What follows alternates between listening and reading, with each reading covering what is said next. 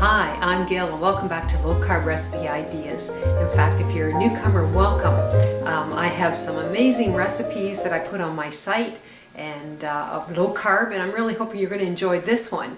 This one is actually going to be a bread. It's called Amazing Bread. It's a psyllium bread loaf, and it was Maria Emmerich that has made this recipe, and I haven't even made it yet. I'm going to make it with you today, and we're going to try it and we're going to see if it tastes. It looks lovely on the site, but we're going to taste it and see what the taste is like also. So let's get started and I'll show you how to make it.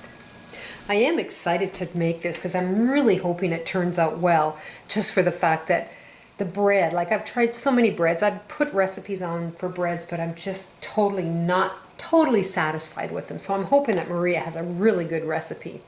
So the first thing we're going to do is I'm going to use 3 cups of blanched almond flour.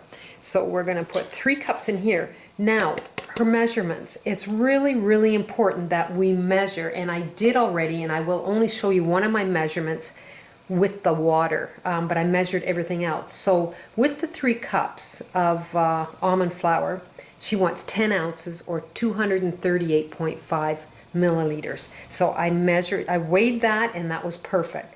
Now the next thing we need is 10 tablespoons of psyllium powder, which equals 90 grams or 3 ounces. Now what I did was I have psyllium husk. So I put it in my Ninja, and I made it into a powder form. And that is, she states, it's very important that we make it into a powder form. So that's what I did. I followed the instructions to a T. So the next thing we're going to do is we're going to have 4 teaspoons of baking powder. She didn't say I had to weigh it, but there was a comment in there. If there's too much moisture or something, then you should only use 3. Well, I'm going to follow the recipe, and we're going to put 4 teaspoons of baking powder and 1 teaspoon of sea salt in there. So now I'm just going to take, and hopefully it's not going to go flying because my beaters are quite fast compared to some of them. So I'm just going to whip it around to mix it up a bit. There we go. Now the next thing we're going to do is we need to add the egg whites, and I have 6 egg whites, and this is very important also. We want 7 ounces of egg whites, which is equal to 207 milliliters. Now I get my eggs from the farm, and it was funny because I cracked open a couple of them. I got double oaks, so I have quite a few oaks in there, but I didn't use that many eggs. I ended up using 7 eggs to make the right weight for this recipe. So there's 7 ounces, so I'm going to dump that in. And then also my apple cider vinegar. I needed 5 tablespoons, but she says 2 ounces, which is also, 29 milliliters. So I weighed all of that. So I've got that in there. So I'm going to take my mixer and I'm going to mix this up.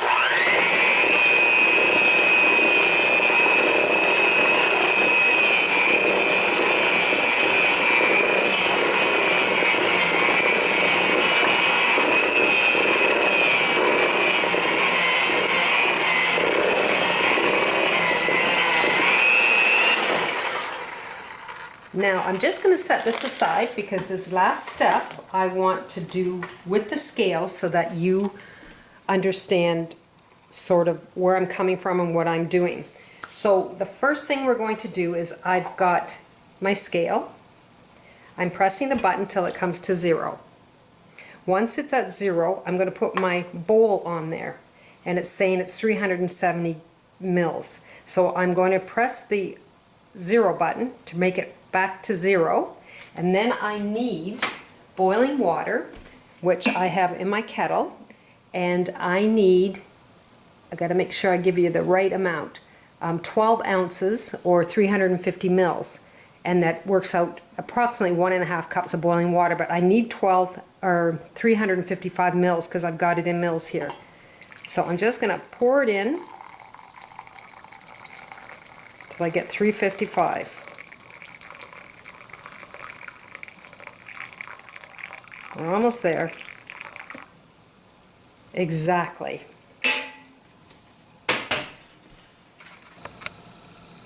Well, I had 355 and it just bounced back to 354, but I think I'm pretty close. I'll put a little bit more in just to make sure. But I just wanted to see how that worked. So we're going to remove that. That's quite hot, so be very careful. And I'm going to bring my bowl back over. And I'm going to add, oh my goodness, that bowl's hot, the hot water. And we're going to mix it up with mixer.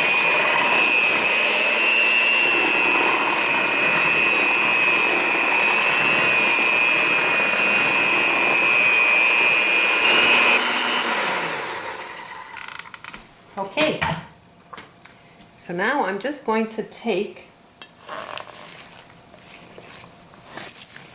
and just clean off the sides.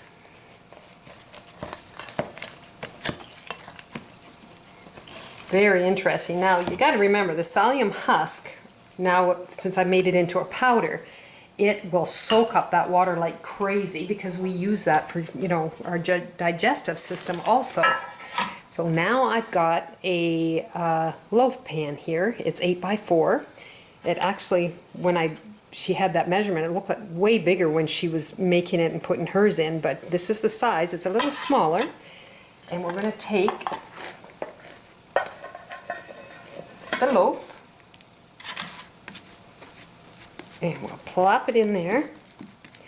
Oh, I think I forgot to tell you, if you have coconut spray, spray it with coconut, the pan.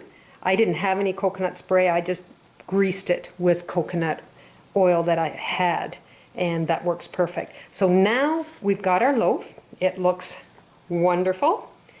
Let's hope it works as well as hers did in her recipe. So we're going to put it in the oven at 350 for 60 to 75 minutes. So we're just going to keep an eye on it. I'll put it at 60 and then I'll check to see how it turns out. So here is my low carb amazing bread. It's psyllium bread loaf. And it was Maria Emmerich that had the recipe online, and I'll give you all that information on my site. Now, I only baked it for 60 minutes, and I'm thinking by the looks of the edges here that I should have baked it a little longer. It did fall down a little bit, and she had mentioned that if it fell, that maybe I should use 3 teaspoons of baking powder instead of 4. So the ends were absolutely delicious. It does kind of have a rubbery texture to it because of the psyllium, but I am really impressed. It definitely will work for bread for me. It's one of the better ones. So go to lowcarbrecipe.ideas.com, try this recipe, and I'll give you the links as to where to go to see it at Maria's. And try this recipe. It's quite good, and I'll make them into buns and we can have them for hamburger. Anyway, go to lowcarbrecipe.ideas.com, try this recipe, and try my other ones. You take care, and I'll see you in the next video. Bye now.